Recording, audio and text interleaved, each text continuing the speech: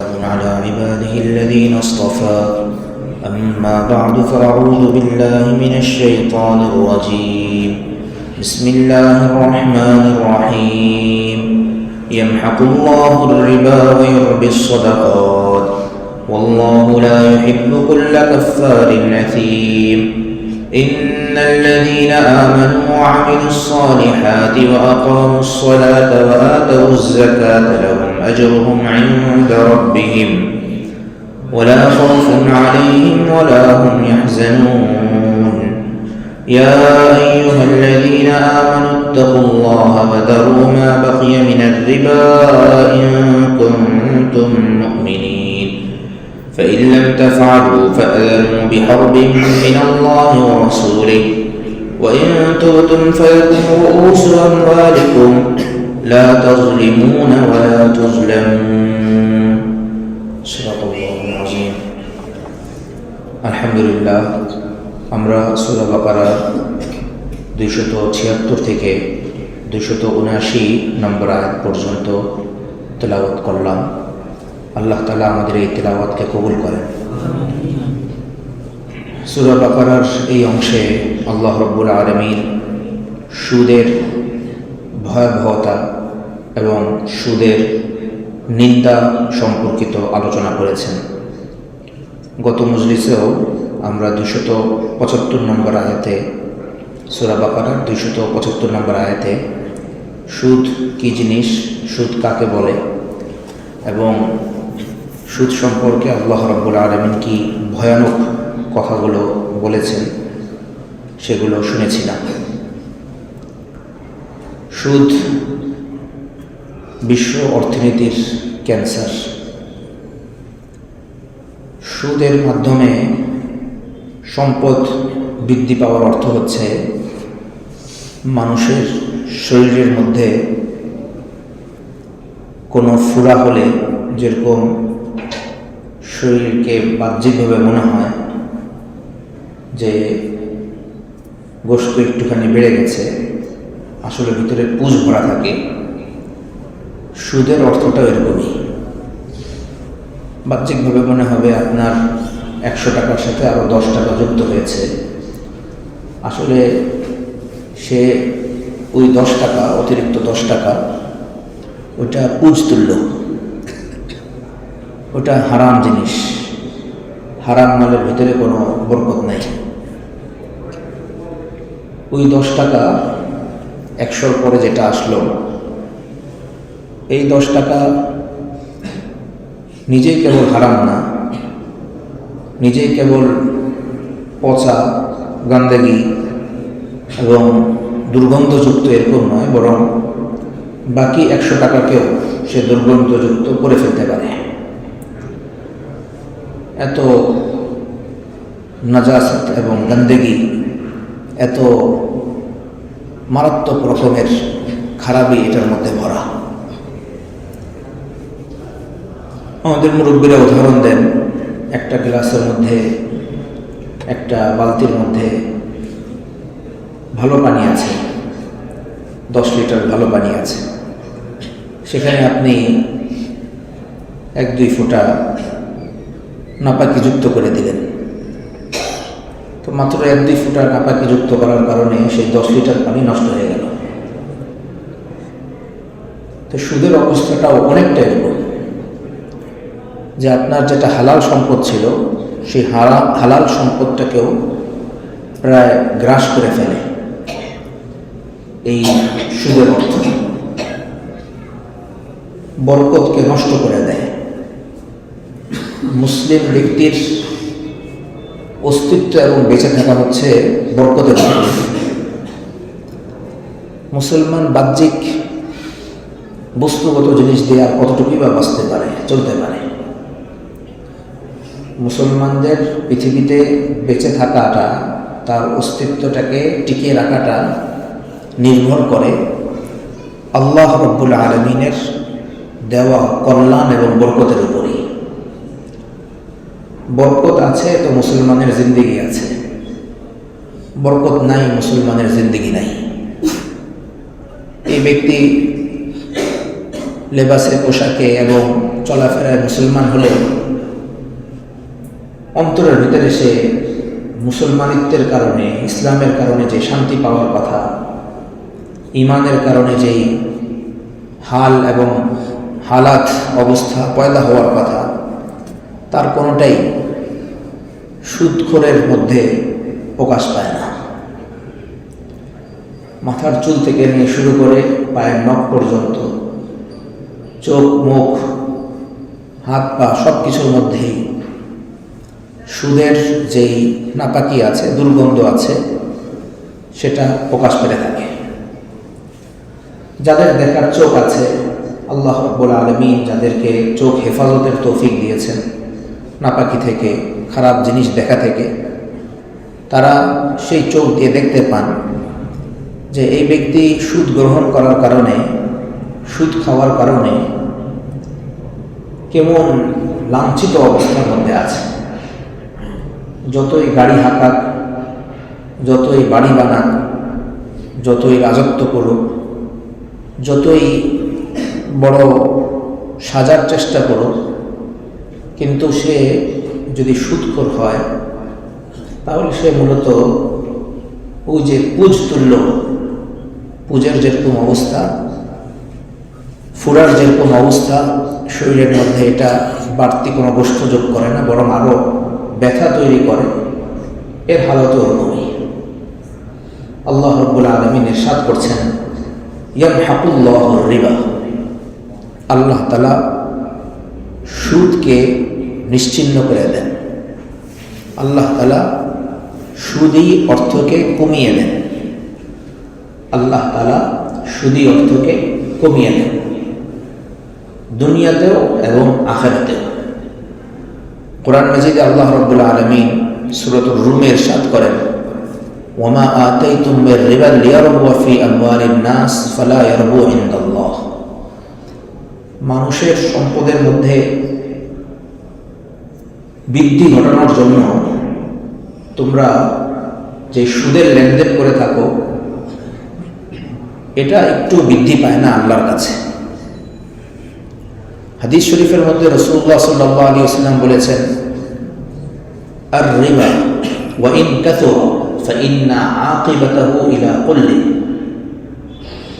সুদী অর্থ যত বেশি হোক এর পরিণতি হচ্ছে স্বল্পতার দিকে।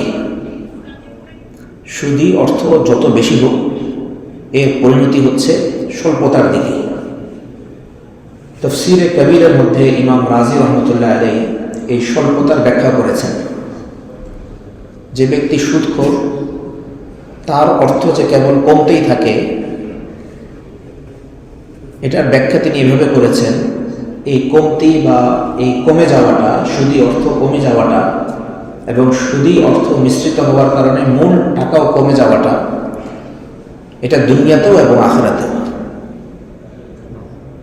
দুনিয়াতেও এবং আখিরাতেও।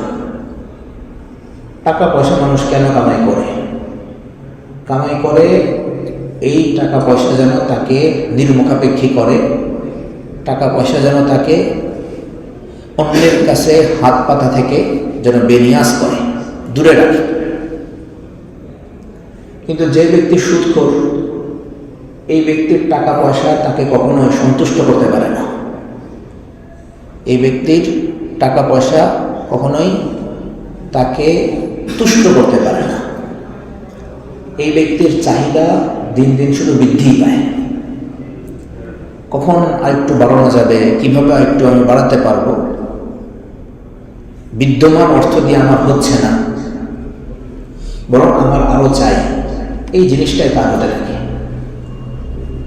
সূরা লাহাবের মধ্যে আল্লাহ রাব্বুল আলামিন আবু লাহাব সম্পর্কে একটা কথা বলেছেন, সেটা হলো মা আগনা আনহু মালুহু ওয়া মা কাসাব।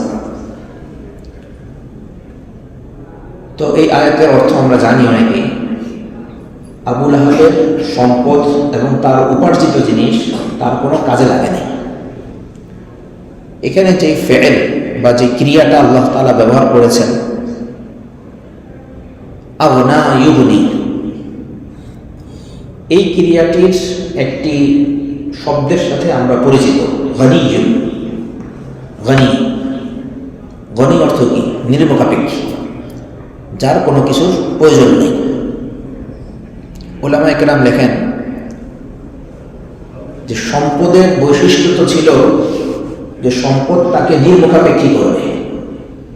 আগনা আনহু মালুহু হওয়ার কথা ছিল যে সম্পদ এই ব্যক্তিকে নির্মোকাপেক্ষী করবে, কারো কাছে তার যেন হাত পাততে না হয়, এমন অবস্থায় তাকে নেবে।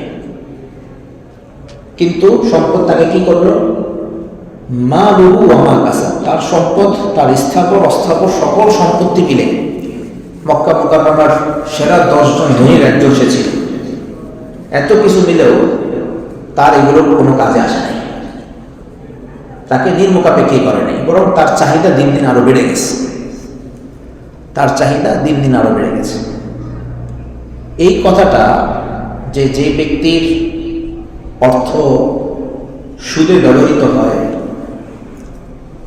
তার অন্তর কখনো তুষ্ট হতে পারে না, বরং তার চাহিদা দিন দিন বাড়তে থাকে। তার বিদ্যমান অর্থ তার কোনো প্রয়োজন পূরণ করতে পারে না। এটা ব্যক্তির ক্ষেত্রে যেভাবে প্রযোজ্য, সমাজের ক্ষেত্রেও প্রযোজ্য এবং দেশের ক্ষেত্রেও প্রযোজ্য। যেই দেশ যত বেশি লোন নিবে, যেই প্রতিষ্ঠান যত বেশি সুদী কারবারের সাথে নিজেদেরকে যুক্ত করবে, যেই ব্যক্তি নিজেকে যত বেশি সুদের সাথে যুক্ত করবে, তাদের বিদ্যমান যে সহায় সম্পত্তি আছে এগুলো তাদেরকে বা তাকে কোনোই উপকার পৌঁছাবে না। আমাদের সহ অন্যান্য অনেক দেশের অবস্থা এরকম যে সুদের পরিমাণ দিন দিন বাড়ছে। কোনো অর্থনীতিবিদ এভাবে হিসাব দেখিয়েছেন যে একজনের উপরে যেরকম মাথা পিছু ঋণ, সুদী লোন যেরকম, এভাবে কিছুদিন চলতে থাকলে আমাদের সবাইকে নাকি বিক্রি করে দিতে হবে। আমাদের সবাইকে বিক্রি করে দিলে ওই দাসত্ব প্রথা যেটা ছিল ওরকম প্রথা অনুযায়ী বিক্রি করে দিতে হবে, এরপরে গিয়ে নাকি সেই লোন পরিশোধ হবে। আল্লাহ হেফাজত করেন। তো আল্লাহ তো বলেই রেখেছেন যে সুদী অর্থকে আমি নিশ্চিহ্ন করে দেব, সুদী অর্থকে আমি নিশ্চিহ্ন করে দেব। এটা দুনিয়াতেও একটা হলো তার সম্পদ কোনো কাজে আসলো না, মৃত্যুর সময় তো সে খালি হাতেই যাবে। যেটাকে সে হালালভাবে কামাই করে সেটাও তো রেখে যাবে, আর হারামভাবে যেটা কামাই করে সেটা রেখে যেতেই হবে।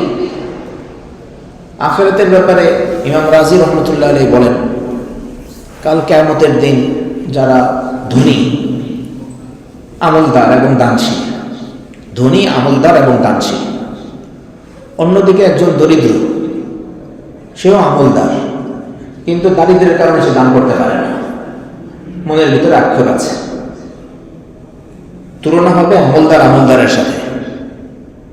একজন ধনী, তিনি আমলদার আবার দানও করেন, আরেকজন ফকির কোনো আমল ঠমল নাই এবং দান করতে দেখলে তার অন্তরের ভিতরে আরো খারাপই সৃষ্টি হয়। তো এই দুই ব্যক্তির মধ্যে কোনো তুলনাই হবে না। তুলনা হবে ধনী, আমলদার এবং দানশীল। আরেকজন দরিদ্র, আমলদার কিন্তু দান করার আগ্রহ থাকা সত্ত্বেও টাকা না থাকার কারণে দান করতে পারেন না। তো এরকম ধনী ব্যক্তির 500 বছর আগে দরিদ্ররা জান্নাতে চলে যাবে। তো ওই ধনী ব্যক্তি তো এমন যে সে তার টাকা পয়সা কামাই করেছিল হালাল মাল থেকে। হালাল মাল থেকে কামাই করার পরেও অবস্থা হলো এই যে দরিদ্র ব্যক্তি তার 500 বছর আগে যাচ্ছে, আর যে ব্যক্তি হারাম মাল থেকে টাকা পয়সা কামাই করে ধনী হয়েছে সে দরিদ্র ব্যক্তির কত বছর পড়ে যাবে, কত বছর পড়ে যাবে। তো এটা তো কোনো আর হিসাব নেই। আল্লাহ রাব্বুল আলামিন হেফাজত করেন। তো আল্লাহ তাআলা বলেছেন ইয়ামহাকুল্লাহু রিবা, রিবাকে আল্লাহ রাব্বুল আলামিন নিশ্চিহ্ন করে দেবেন। ওয়া ইউরবিস সাদাকাত, এবং সাদাকাকে আল্লাহ রাব্বুল আলামিন বৃদ্ধি করেন। ওয়া মা আতাইতুম মিন যাকাতিন তুরিদুনা ওয়াজহাল্লাহ ফাউলাইকা হুমুল মুদঈফুন, তোমরা যাকাতের মাধ্যমে আল্লাহ সুবহানাহু ওয়া তাআলার সন্তুষ্টি যখন কামনা করো এবং আল্লাহর পথে যখন যাকাত তোমরা দাও, তোমরা তো তখন তোমাদের সম্পদকে বৃদ্ধি করো। বাহ্যিকভাবে দেখছেন আপনি 100 টাকার নোট, সেটা দাম করার কারণে 90 টাকা হয়ে গেল, কিন্তু আপনার এই 90 টাকা দিয়ে এত এত কাজ হবে যেটা ওই 110 টাকার মালিক যে, তার 110 টাকা দিয়ে ওইটার ধারে কাছেও কাজ হবে না। কাজ হওয়াটা হলো আসল, কাজ হওয়াটা হচ্ছে আসল। কাজই হচ্ছে না, তাহলে এই টাকা দিয়ে আপনি কি করবেন? উপকারে আসছে না, সেই টাকা থাকা না থাকা তো একই। উপকারে আসে এমন টাকা, এমন সম্পদ, এমন সন্তান সন্ততি, সেটা কম হলেও, সেই বয়স সেই সময় কম হলেও অনেক লাভজনক। উপকারে আসে না এরকম সহায় সম্পত্তি, সন্তান সন্ততি, এরকম জীবন, সেটা খাসারা এবং ধ্বংস ছাড়া কিছুই না। তো আল্লাহ রাব্বুল আলামিন বলছেন ওয়াইরুবিস সাদাকা, সাদকাকে আল্লাহ রাব্বুল আলামিন বাড়িয়ে দেন। কি পরিমাণ বাড়ান? রাসূল করিম সাল্লাল্লাহু আলাইহি ওয়াসাল্লাম হাদিসের মধ্যে ব্যাখ্যা করেছেন, তোমরা যখন আল্লাহর পথে কোনো সাদকা করো, তখন আল্লাহ সুবহানাহু ওয়া তাআলা সেই সাদকাটাকে তার ডান হাত দিয়ে গ্রহণ করেন। যদি তোমার সেই সাদকাটা হালাল সম্পদ দিয়ে হয়, ডান হাত দিয়ে আল্লাহ তাআলা গ্রহণ করেন। আর আল্লাহ সুবহানাহু ওয়া তাআলার উভয় হাতই ডান। কিভাবে ডান সেটা আল্লাহ তাআলাই ভালো জানেন। এরপরে আল্লাহ রাব্বুল আলামিন এটাকে এমনভাবে বৃদ্ধি করেন, বাড়াতে থাকেন, এমনভাবে এটার যত্ন নিতে থাকেন যে তোমার দেওয়া 1 টাকা সেটা উহুদ পাহাড়ের সমপরিমাণ সম্পদে পরিণত হয়। দিয়েছো তুমি 1, কিন্তু আল্লাহ সুবহানাহু ওয়া তাআলার কাছে সেটা উহুদ পাহাড় পরিমাণ সম্পদে পরিণত হয়ে গেছে। সাদকাকে আল্লাহ রাব্বুল আলামিন এইভাবে বাড়াতেই থাকে, এইভাবে বাড়াতে থাকে। ওয়াল্লাহু ইউদাইফু লিমান ইয়াশা। যার অন্তরে ইখলাস যত বেশি থাকবে, যার অন্তরে আন্তরিকতা যত বেশি থাকবে, আল্লাহ রাব্বুল আলামিন তার সম্পদের দানের সওয়াবকে তত বাড়াতেই থাকবে, বিলা হিসাব বাড়াতে থাকবে। ওয়াল্লাহু লা ইউহিব্বু কুল্লা কাফফারিন আথীম। আল্লাহ তাআলা বলছেন যে আল্লাহ তাআলা সুদকে মোচন করেন এবং সাদকাকে বাড়ায় দেন, আর আল্লাহ পছন্দ করেন না কোনো অকৃতজ্ঞ এবং কোনো পাপীকে, কোনো অকৃতজ্ঞ ও কোনো পাপীকে। কোরআন মাজিদে আল্লাহ রাব্বুল আলামিন কোনো একটা আলোচনার পরে যখন কোনো একটা সিফাত, বিশেষণ উল্লেখ করেন, তখন সেই বিশেষণটা মূলত পূর্বে যে কথাটা বলা হয়েছে সেই কথাটির ফলাফল হিসাবে বা সেই কথাটিকে আরো ব্যাখ্যা করার জন্য, আরো স্পষ্ট করার জন্য আসে। যেমন আল্লাহ রাব্বুল আলামিন এখানে বললেন আল্লাহ তাআলা রিবাকে, সুদকে মুছে দেন, কমিয়ে দেন, নিশ্চিহ্ন করে দেন। সাদকাকে আল্লাহ রাব্বুল আলামিন বাড়িয়ে দেন। তো এটা তো আল্লাহ তাআলার নির্দেশনা, এটা আল্লাহ তাআলার নির্দেশনা। যে ব্যক্তি আল্লাহ তাআলার নির্দেশনা মানবে না, তাদেরকে আল্লাহ রাব্বুল আলামিন বলছেন কাফফার। তাদেরকে আল্লাহ তাআলা বলছেন কাফফার, তাদেরকে আল্লাহ তাআলা বলছেন পাপী, আসিম। কাফফার শব্দটি শুনলেই আমরা বুঝতে পারছি এই শব্দটার সাথে কুফর শব্দটার মিল আছে। কাফফার, কুফর কাছাকাছি শব্দ। মানে যে ব্যক্তি সুদী লেনদেন করে, যে ব্যক্তি সুদী লেনদেন করে, যে ব্যক্তি সাদকা করে না, এই ব্যক্তির কুফর থেকে, এই ব্যক্তি কুফর থেকে বেশি দূরে না, এই ব্যক্তি কুফরের খুব কাছাকাছি। যে কোনো সময় সে কুফরের মধ্যে পতিত হয়ে যাবে। সুদী লেনদেন যদি থাকে তাহলে আশঙ্কা আছে যে কোনো সময় সে কুফরের মধ্যে পড়ে যাবে। কাফেরদেরকে সে পছন্দ করতে থাকবে, কাফেরদের সাথে উঠা বসাতে সে ভালোবাসবে, একসময় সে কুফরি বিভিন্ন চিন্তা চেতনা আদর্শ মতাদর্শ বাক্য এগুলো বলতে পছন্দ করবে। আপনার পেটে যেরকম অর্থ যাবে আপনার শরীর সেভাবেই তৈরি হবে। পেটে যদি নাপাক জিনিস যায় শরীর নাপাকি দিয়ে ভরে যাবে।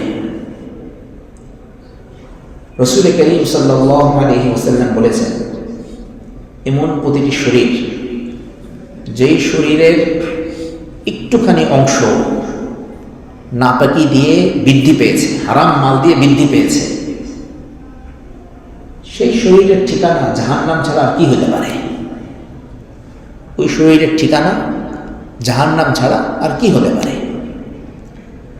তো আল্লাহ রাব্বুল আলামিন এখানে বললেন যে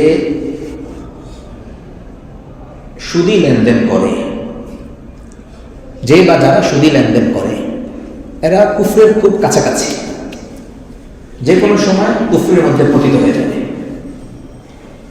যদি যদি সুদী লেনদেনকে সে হারাম জ্ঞান করে, হারাম বিশ্বাস করে যে সুদী লেনদেন হারাম, এই বিশ্বাসের সাথেও নিজের দুর্বলতার কারণে সে সুদী লেনদেনের ভিতরে যুক্ত হয়ে গেছে, তো এই ব্যক্তি তো কুফরের কাছাকাছি সে দিন দিন যাচ্ছে।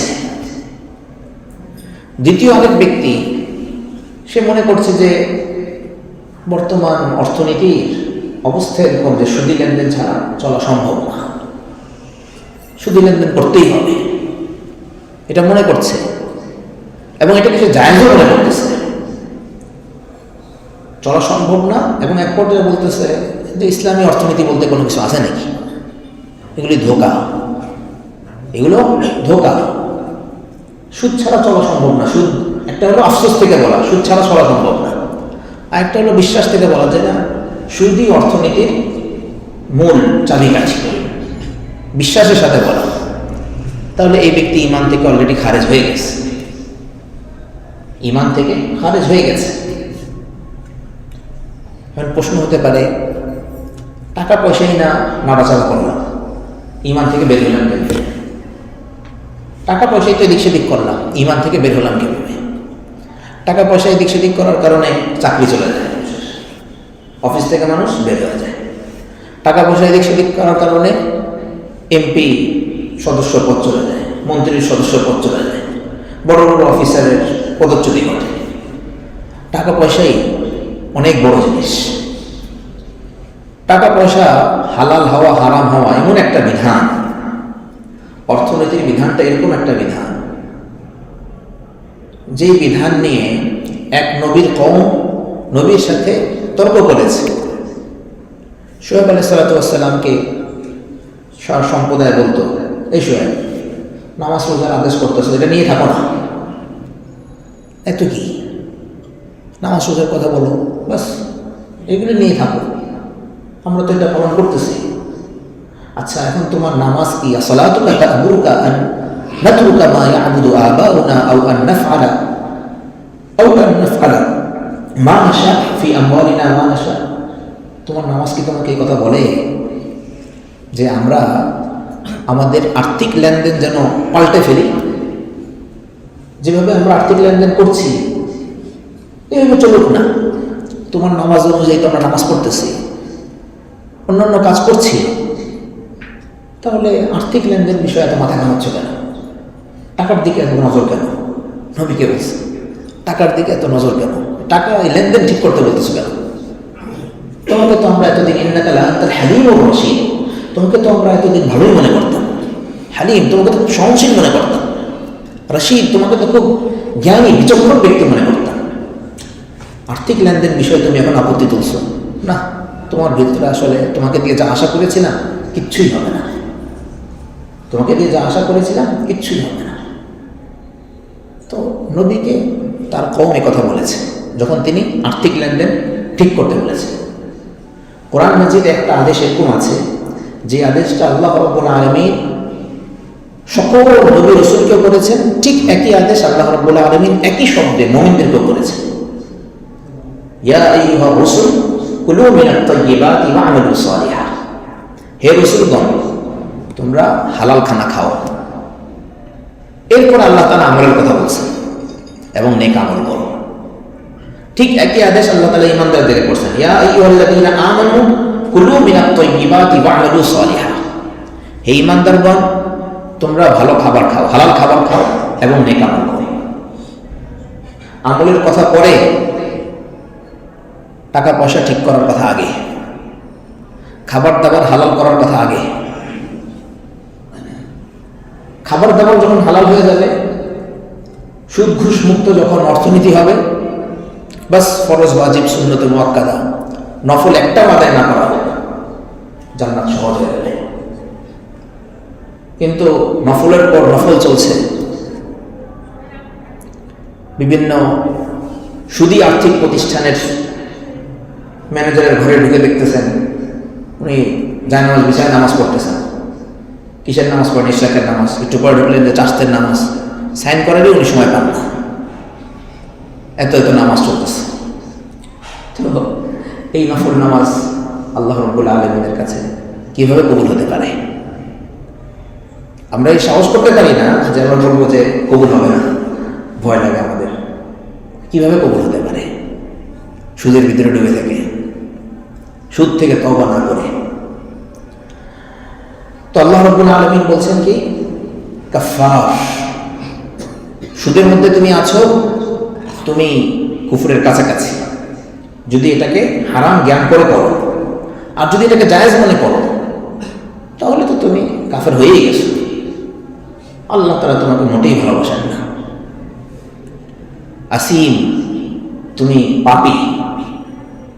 তুমি যে পাপী এই বিশ্বাসটুকু তুমি রাখো, তওবা নসিব হতে পারে। পাপী এই বিশ্বাসটুকু যদি না থাকে তাহলে তওবা নসিব হবে না। ইসলামের নাম দিয়ে সুদী লেনদেন, ইসলামের নাম দিয়ে সুদী লেনদেন তওবার দরজা বন্ধ করার নামান্তর। সুদকে সুদ জেনে খাওয়া, তওবা নসিব হওয়ার রাস্তা আশা করা যায় খোলা আছে। সুদকে ইসলামের নাম দিয়ে খাওয়া, তওবার দরজা বন্ধ হওয়ার আশঙ্কা আছে। আবারও বলছি, সুদকে সুদ জেনে খাওয়া, হয়তো আল্লাহ রাব্বুল আলামিন তওবা নসিব করতে পারেন, কিন্তু এটা কুফরের কাছাকাছি। আর সুদকে ইসলামী নাম দিয়ে খাওয়া, সুদকে ইসলামী নাম দিয়ে খাওয়া, তওবার দরজা বন্ধ হয়ে যেতে পারে, খুব আশঙ্কা আছে। আল্লাহ তাআলার মহব্বত থেকে খুব দূরে সরে যাওয়ার আশঙ্কা রয়েছে। এজন্য আমার মধ্যে যদি ঈমান থাকে, আমল থাকে, আমার উচিত তওবা করা। এ কারণেই আল্লাহ রাব্বুল আলামিন পরবর্তী আয়াতে বলছেন, ঈমানকে ঠিক করো, আমলকে ঠিক করো। ইন্নাল্লাযীনা আমানু ওয়া আমিলুস সালিহাত, নিশ্চয়ই যারা ঈমান আনে, নেক আমল করে, ওয়া আকামুস সালাতা ওয়া আতাউজ যাকাত, সালাত কায়েম করে, যাকাত আদায় করে, লাহুম আজরুহুম ইনদা রাব্বিহিম, তাদের জন্য তাদের প্রতিদান তাদের রবের কাছে আছে। ওয়ালা খাউফুন আলাইহিম ওয়ালা হুম ইয়াহজানুন, দুনিয়াতেও তাদের কোনো দুঃখ নাই, আখিরাতেও তাদের কোনো ভয় নাই। বর্তমান জীবনের জন্য তাদের কোনো পেরেশানি নাই, ভবিষ্যৎ জীবনের জন্য তাদের কোনো আশঙ্কা নেই, কোনো ভয় তাদের অন্তরের ভিতরে কখনোই বাসা বাঁধতে পারবে না, কখনোই আসতে পারবে না। কোনো ব্যক্তি যদি বলে যে বর্তমান জামানায় সুদ ছাড়া চলা সম্ভব নয়, তাহলে ইসলামের কিয়ামত পর্যন্ত টিকে থাকাকে সে অস্বীকার করল। ইসলাম তো কিয়ামত পর্যন্ত রাজত্ব করার জন্য এসেছে, পরিপূর্ণ আদর্শ নিয়ে এসেছে আপনার কাছে। ইসলামের কোনো বিধান এরকম থাকতে পারে না, কোনো হালত এরকম থাকতে পারে না যেটা কিয়ামতের আগেই কমে যাবে, কিয়ামতের আগেই একবারেই শেষ হয়ে যাবে, শূন্যে চলে যাবে, এরকম হতে পারে না। থাকবে, এটা আমল করা সম্ভব হবে। তো ইসলামের বিধান হচ্ছে সুদ মুক্ত অর্থ ব্যবস্থার মাধ্যমে চলা যাবে, এটা ইসলামের বিধান। তো সুদ মুক্ত অর্থ ব্যবস্থার মাধ্যমে চলা যাবে, এই বিশ্বাস আমাকে রাখতে হবে, এই বিশ্বাস আমাকে রাখতে হবে। এরপরে আল্লাহ রাব্বুল আলামিন আমাদের প্রতি উদাত্ত আহ্বান জানিয়েছেন, ইয়া আইয়ুহাল্লাযীনা আমানু, হে আমার প্রিয় বান্দারা, ঈমান তো আনছই, সামনের কাজটা কেন করতে চাও না? হে ঈমানদারগণ, ইত্তাকুল্লাহ, আল্লাহকে ভয় করো, আল্লাহকে ভয় করো। বললাম তো ঈমান আনবা, আমলে সালেহ করবে, নেক আমল করবে, দুনিয়া আখিরাতে তোমার কোনো পেরেশানি থাকবে না, বলেই তো দেওয়া হলো। সুতরাং আল্লাহকে ভয় করো, আল্লাহর নির্দেশনাগুলো মেনে চলো। ওয়াযারু মা বাকিয়া মিনার রিবা, রিবার অবশিষ্ট অংশ, সুদের অবশিষ্ট অংশ যা আছে সব ছেড়ে দাও, সব ছেড়ে দাও, তওবা করো। এখনই যে অবস্থাতেই আছে যে আগামীকালকে আমার টাকাটার 3 মাস পূর্ণ হবে, আগামীকালকে যখন 3 মাস পূর্ণ হবে তখনই ভাঙবো আমি, তখনই আমার এফডিআর, তখনই আমার এই আর কি কি আছে এগুলি আমি আগামীকালকেই ভাঙবো। আল্লাহ তাআলা বলছেন না, সেটা এখনই সেটা নষ্ট করো। ওয়াযারু মা বাকিয়া মিনার রিবা, এগুলোর পিছনে ছোট না, এখনই এটা ছেড়ে দাও। এরপরে কি বলছেন? প্রথমে তো বলছেন হে ঈমানদারগণ এটা করো, এরপরে আবার বলছেন ইন কুনতুম মুমিনিন, যদি তোমাদের মধ্যে, যদি তোমরা ঈমানদার হয়ে থাকো, যদি তোমরা ঈমানদার হয়ে থাকো, নিজেদেরকে যদি মুমিন হিসেবে পরিচয় দিতে চাও, তাহলে আল্লাহকে ভয় করো, রিবা ছেড়ে দাও, রিবা সুদ ছেড়ে দাও, যে অবস্থাতে আছে এই অবস্থাতেই ছেড়ে দাও। এরপরে তো ভয়াবহ কথা, যে কথাটা আল্লাহ রাব্বুল আলামিন রাসূল করিম সাল্লাল্লাহু আলাইহি ওয়াসাল্লাম, আল্লাহ তাআলা কোরআন মাজিদে কেবল এক জায়গায়, রাসূল করিম সাল্লাল্লাহু আলাইহি ওয়াসাল্লাম পুরো হাদিসের ভান্ডারে এক জায়গায় বলেছেন কি, ইল্লাম তাফআলু, যদি সুদ না ছাড়ো, যদি আল্লাহর ভয়ে সুদ না ছাড়ো, ফাযনু বিহারবিন মিনাল্লাহি ওয়া রাসূলিহি, তাহলে ঘোষণা গ্রহণ করো আল্লাহ এবং তার রাসূলের পক্ষ থেকে যুদ্ধের, আল্লাহ এবং তার রাসূলের পক্ষ থেকে যুদ্ধের ঘোষণা তোমার জন্য। ইসলামী হুকুমত থাকলে আমিরুল মুমিনিনের, খলিফাতুল মুসলিমিনের দায়িত্ব হচ্ছে সুদী কারবার যারা করে তাদের বিরুদ্ধে যুদ্ধ ঘোষণা করা, সুদী কারবার যারা করে তাদের বিরুদ্ধে যুদ্ধ ঘোষণা করা। তারা আল্লাহ রাব্বুল আলামিনের এই হুকুমকে তরবারির মাধ্যমে বাস্তবায়ন করবেন। ইসলামী হুকুমত যদি না থাকে, তাহলে তরবারির মাধ্যমে যদি তার উপরে এটা বাস্তবায়িত নাও হয়, আল্লাহ কর্তৃক সে কিন্তু যুদ্ধের পরাজিত দলের মধ্যে আছে, যুদ্ধের পরাজিত দলের মধ্যে আছে। সুদখোর সবসময় পরাজিত শক্তি, সুদখোর কখনো বিজয়ী শক্তি না, সে পরাজিত শক্তি। সে আল্লাহ রাব্বুল আলামিনের পক্ষ থেকে, যেহেতু যুদ্ধের দামামা আল্লাহ রাব্বুল আলামিন বাজিয়ে দিয়েছেন, আল্লাহ তাআলা বলছেন আমার সাথে যুদ্ধ শুরু করেছো তুমি, তো সে তো আল্লাহর বিপক্ষের শক্তি, মানে সে পরাজিত শক্তি। সুদখোর সে আল্লাহর পরাজিত শক্তি, সে যুদ্ধের মধ্যে পরাজিত শক্তি। বিহারবিন মিনাল্লাহি ওয়া রাসূলিহি, তো একটা জায়গায় এটা, যে ব্যক্তি সুদ খায় সে আল্লাহ এবং তার রাসূলের বিরুদ্ধে যুদ্ধ করছে, এই যুদ্ধে তো সে নিশ্চিতভাবে পরাজিত হবে। তরবারির যুদ্ধ যদি চলতে নাও থাকে, নাও চলেও থাকে, সে কিন্তু সবসময় যুদ্ধের মধ্যে আছে, অর্থাৎ তরবারির বাড়ি সে খাচ্ছে, কিন্তু তার ভিতরে অনুভূতি নেই, অনুভূতিটা নষ্ট হয়ে গেছে। গর্দানে তরবারি আঘাত লাগছে, কিন্তু তার ভিতরে এই অনুভূতিটা নেই, অনুভূতিটা নষ্ট হয়ে গেছে, অনুভূতি শূন্য। হাদিসের মধ্যে রাসূল করিম সাল্লাল্লাহু আলাইহি ওয়াসাল্লাম এক জায়গায় বলেছেন, সেই ব্যক্তির বিরুদ্ধে আল্লাহ এবং রাসূলের যুদ্ধ, যে ব্যক্তি আল্লাহর কোনো প্রিয় বান্দার সাথে খারাপ আচরণ করে, সেই ব্যক্তির বিরুদ্ধে আল্লাহ এবং তার রাসূলের যুদ্ধ। সুতরাং এই অবস্থা থেকে আমাদের তওবা করা উচিত। ওয়া ইন তুবতুম ফালাকুম রুউসু আমওয়ালিকুম, তোমরা যদি তওবা করো তাহলে মূল সম্পদ তোমাদের জন্য বাকি থাকবে। মানে 100 টাকা কাটিয়ে 110 টাকা হয়েছে, তখন সুদের 10 টাকা তো ফেলে দিব, সওয়াবের নিয়ত ছাড়া সদকা করে দিব, যারা যাকাত খেতে পারে এমন জায়গায় আমি সদকা করে দেব। কেউ কেউ বলেন যে টয়লেট বানানো যায় না, কিসের টয়লেট বানানো যায়? টয়লেট তো মানুষের অন্যতম প্রয়োজনীয় জিনিস, টয়লেট মানুষের অন্যতম প্রয়োজনীয় জিনিস। প্রকৃতির ডাকে সাড়া, এটাই তো মানুষ নাম দিয়েছে, প্রকৃতির ডাকে সাড়া। ফিতরাতের জিনিস এটা। মানুষের যে কয়টা মৌলিক প্রয়োজন এর মধ্যে তো টয়লেট একটা। তো সেখানে টয়লেটের মধ্যে সুদের টাকা কীভাবে ব্যবহার করা যাবে? পাবলিক টয়লেটও ওটা ইউজ করা যাবে না। জাকাতের যে খাতগুলো আছে সেটাতে তো কত খাত, সেখানে সওয়াবের নিয়ত ছাড়া এটা দিয়ে দিতে হবে। এরপরে যে আপনার 100 টাকা ছিল সেটা আপনার জন্য অক্ষত থাকবে। ফালাকুম রউসু আমওয়ালিকুম লা তাযলিমুনা ওয়া লা তুযলামুন। তোমরা জুলুম করবে না, তোমাদের সাথেও জুলুম করা হবে না। তোমরা জুলুম করবে না, তোমাদের সাথেও জুলুম করা হবে না। সুদ যখন মানুষ নিচ্ছে তখন সে আরেকজনের উপর জুলুম করছে, দেখাচ্ছে যে আমি তো উপকার করছি, তার ঋণ দিয়ে আমি তো তার উপকার করছি। না, উপকার করছেন না, তার উপরে আপনি জুলুম করছেন, তার উপরে আপনি জুলুম করছেন। ওয়ালা তুযলামুন, তোমার উপরেও জুলুম করা হবে না।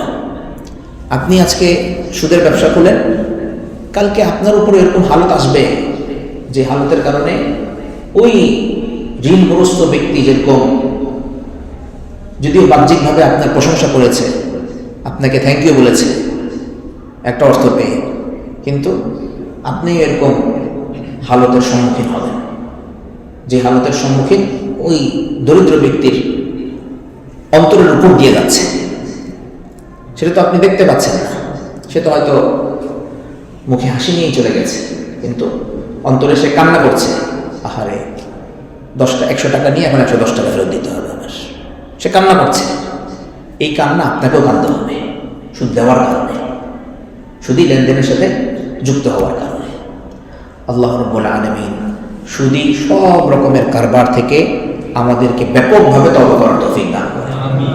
ব্যক্তি পর্যায়ে, রাষ্ট্রীয় পর্যায়ে আমাদেরকে আল্লাহ তাআলা সুদ মুক্ত অর্থ ব্যবস্থা গড়ে তোলার তৌফিক দান করেন। আন্তর্জাতিক পর্যায়েও আল্লাহ তাআলা আমাদেরকে সুদ মুক্ত অর্থ ব্যবস্থা প্রতিষ্ঠিত করার তৌফিক দান করেন। ইহুদিরা তো রাসূল করিম সাল্লাল্লাহু আলাইহি ওয়াসাল্লামের মদিনায় আগমনের সময় সুদী লেনদেন করত, এটা তারা নিয়মিত করত।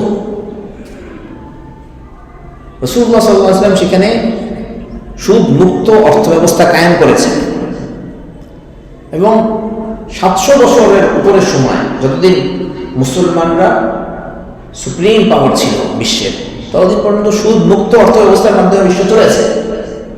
এটা নতুন কোনো কথা না যে সুদ মুক্ত অর্থ ব্যবস্থার মাধ্যমে বিশ্ব চলতে পারে। এটা এমন কোনো কথা না যেটা আজকেই নতুন বলা হচ্ছে, বা বর্তমানের যারা ইমানদার বুজুর্গ তারা এটা নতুন করে বলছে, এরকম না। বরং এটা একবার অ্যাপ্লাই হয়ে গেছে, অ্যাপ্লাই হয়েছে। মানুষ এর যেই ফায়দা আছে সেগুলো একবার ভোগ করেছে।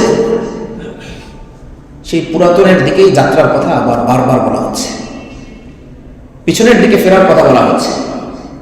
পেছনের দিকে যেন আমরা ফিরে না তাকাই, এই জন্য ওই সময়টার নাম দিয়েছে কি বর্বরতার যুগ, মধ্যযুগ। এই নামগুলো দেওয়া উদ্দেশ্য প্রণোদিত, উদ্দেশ্য প্রণোদিত। আপনি যেন আপনার যে ঐতিহ্য আছে সেদিকে আপনি ভুলেও না তাকান। আপনি যেন নিজের বাপ মাকে, নিজের দাদা দাদিকে অশিক্ষিত, মূর্খ, বর্বর এগুলো যেন মনে করেন। এই জন্য সেই যুগের নাম এটা দিয়ে রাখা হয়েছে।